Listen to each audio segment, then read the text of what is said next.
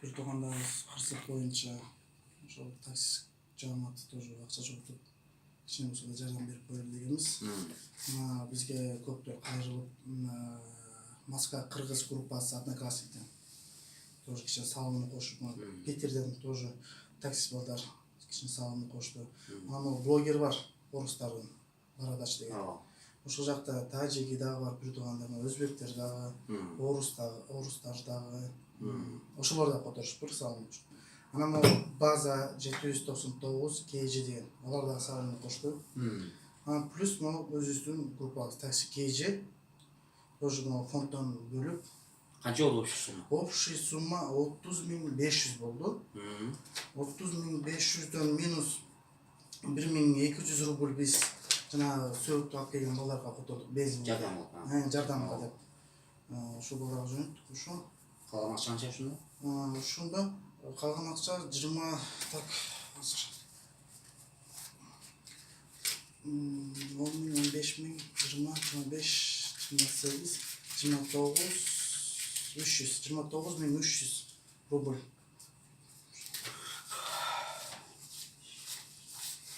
26, 29.300 алдым. 29.300. 2200 жанагы жол эреге чыгып берсеңиз, жардам берсеңиз да? Немеге, таксиге? Такси балага берген. Урматтуу туугандар, мына баарыңыздарга белгилүү болгондой кече кырсык экен эме айтат го, кырсык каш менен кабактын ортосунда дегендей. Ошол жака бир туугандарыбыз баарыбыз келип, мекендешибиз келип, ошол жака бала чакабыз багып, кудубузга туралы деп, алыска келип, иштеп, өкүнүчтүү ушундай иштеп жүрүп, бала чакабыз да көрө албай, ата-энебизге жетпей, мекенибизге жетпей, ушундай кырсык болуп кайтып кеткендер көп болуп кетип, качып калды. Мына ошолордун 2 адамы кече 8 декабрь күнү Москвадан границага машина менен барышып, кайта келечи Рязань шаары менен Пензанын ортосуна аварияга туш келишип, авариядан 2 кыргыз бала жана 2 өзбек, тажиктер кайтыш болгон. Бирөө өтө оор акыбалда экен, больницада экен. Водитель баланы бүгүн бир туугандары сөөктү алып келишти. Биз жана виртуальный компания алып барып сөөктү ошол жерге койдук. Эдем компаниясына эртең буюрса Бишкекке Шереметьево менен Аэрофлот авиакомпаниясы менен кетип аткан болдук. Анан экинчи ошо Кулбаев деген маркумдун туугандары кеч табылып калдык, кабардан кеч угуп калдык. Биз ойлогонбуз ошо бир эле депчи. Ошо экөө экен, кийин кабар болуп калбадыбы. Анан азыр экинчи маркумдун бир туугандары азыр жана сөзсүз көзүнө көрдүңөр, азыр алар жолго чыгышты.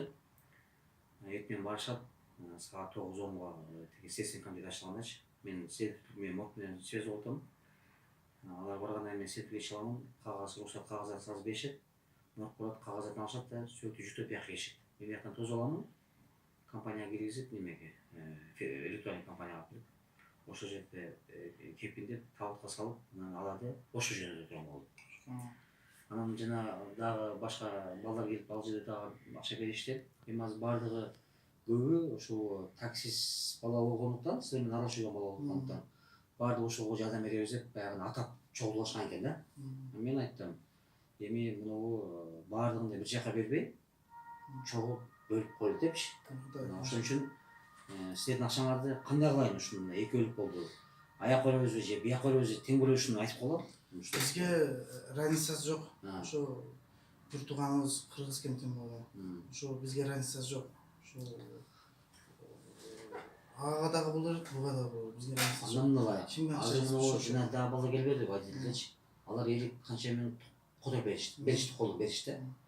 Азыр эле 30.000, 29.300 болду, канча болду? 29.300. Мону экинчи өтүп кеткенге берели, туурабы? Берген тыйындардын баары жараткан көрүп турат. Ким кандай кылып жардам болуп атканчы? Мунун баары сого тиген. Туурабы? Самого берип атасың да. Эми экөө тең биздин кыргызбыз, биз бир тууганыбыз. Анан буну таанып, буну тааныбайт деп болбосун дагы, ошон үчүн мен жаман көрүнсөм да ошо эки жакка бөлүп бергенге, тегиз бөлүп бергенге аракет кылып атам да. Ошондон менин картамда азыр канча болду? 19.500 болдубу? 19.500 да эртең буну мен ортодон бөлүп берем. эки жагы. Ошон үчүн мындай тең болсундуктан да. Туура. Туурабы? Туура. Алган берген аманатыңарды мен эртең буюрса тапшырамын. Бекитип сөөгүп келгенден кийин анан ошол жерде видео отчет кылып жүзөтөбүз. Анан калгандардан айтырайлык ушундай тегиз кылып берил. Туура, конечно. Биздин деген ынтымакта алыса жүрөбүз биз. Биз мусапырбыз. Раз силер бир ишти баштап атасыңар, мен силерге барып жардам беришим керек. Мен бир ишти баштап атамын, мага келип жардам беришим керек. Ошондо биз биримдүү ынтымак болобуз. Биз бирибиз урушуп билишип керек. Азыр менен ар кимиз ар жакта чогултуп атышат эми ошол акчалар целге жетип, ошо чогулткан жерге жетсе го жакшы. Эми мындай ар кандай ситуациялар болуп атпайбы? Өзүң мага бир номер бердиң, туурабы? Ошону айтып койсоң кыскача. Азыр мага такси Алматыда кечиден бир бала чалды. Бир бала чогултуп аткан акча. Ар кандай группалардан өзүнүн карточкасын коюп.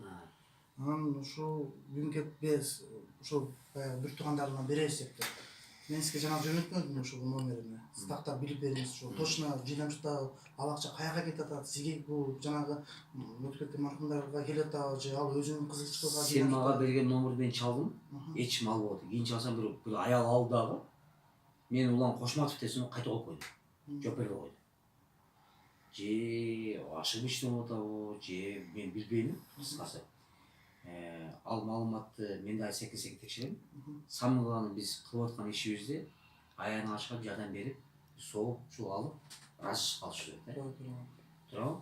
Эми аттар аталып, аттар аталбай калган балдар бар да. Баягы ошон үчүн биз эми жарыя кылып реклама эмес. Бул айгында түшүнөт экен. Биз кылып аткан ишибизди элдер билиш керек. Туурабы? Эл билиш керек. Ошон үчүн биз биз колубуздан келишинче чогуу жардам берип атабыз. Эл бар экен, балдар бар экен, журтубуз бар экен. Ушулардан баана рахмат. Ошон үчүн ушу балдарга дагы такси KG жамаатына, ошо жерде аттар аталбай калган баардыгына, жана орустар, тажиктер да берип атат экен. Кудайга шүгүр.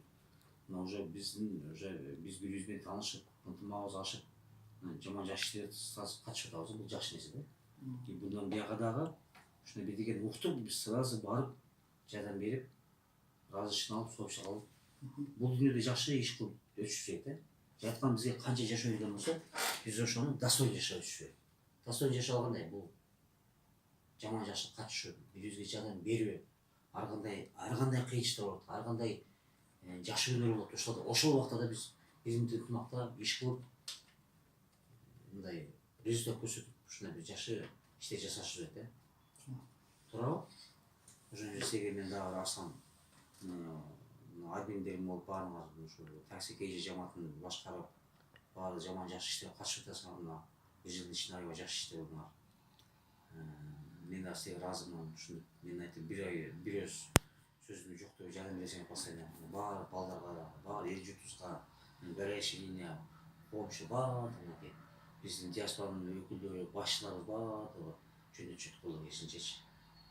Ошон үчүн эми баягы биз кыргыз биримдүү баатыр элбиз да. Биздин кыргыздын сөөгү талаада калбаш керек. Эртең бул нерсе сенин башыңа түшүп калышы мүмкүн, менин башыма түшүп калышы мүмкүн, туурабы? Ошон үчүн мындай нерселер саз катышып, күнү түн бою любой убакта биз топтолуп, любой убакта биз жардам беришет да. Ошон үчүн сизге дагы чоң рахмат баардыгыңарга. Балдарга баарына рахмат айтасың. Дагы биз маркумдардын жакындарына айтабыз, балдарга дуа кылып, эмет кыла депчи, макулбу? Мен айтып коеюн, такси KGдеги балдардын баягы квартирада жашашат да булар. Ошол жанында жаткан тааныш достору да кичине кут урушуптур. Алар да ошолорду айтып коеюн, аларга да рахмат, Алла разы болсун. Айтпаймынбы? Аттар аталып, аталбай калгандар болсо, жараткан баардыгына күбө, жараткан баардыгын көрүп атат. Самый главный берилген тыйындар, буну биз адреске жеткизебиз. Биздин милдет ишибиз ушул. Анан эми колубуздан келишинче жардам берип атабыз. Бул баягыдай милдет кылып эмес, бул биз өзүбүздүн мындай адамдык парызыбызды аткарып атабыз. Ошон үчүн сизге рахмат. Биримдүү ынтымакта болуп, алыса жүрөбүз, аманчылыктар болсун. Албетте ушу балдарыбызга бүгүн балдарыбыз Чоктойго барып сөөгүп тапып келип атат. 300 километрденчи. Азыр дагы кетип атышат балдар алып келгени. Мен бул жактан тосуп алып, кепиндеп, табутка салып, документтин бүтүрүп аэропортко жеткизсең, мен да колумдан келишинче жардам берип атам. Ошон үчүн ушуну биримдүү ынтымакта жашаган иштерибизди алып барыш керек. Сізге де рахмат Аман беке. Да. Сіз дагы ушуну күнү түнү чуркап жатасыз. Колдон келишинче кылып атасыз. Алла разы болсун. Үй-бүлөңүзгө аман денсаулык каалайбыз сизге. Ушуну элге кызмат кылып жүрө бериңиз. Биз көрүп атабыз Аман беке. Ушуга рахмат Аман беке. Алла разы болсун. Все, молодцы. Эртеңнен кийин дагы мен тапшыргандан ошол жерде бата кылып берем, макулбу? Давай.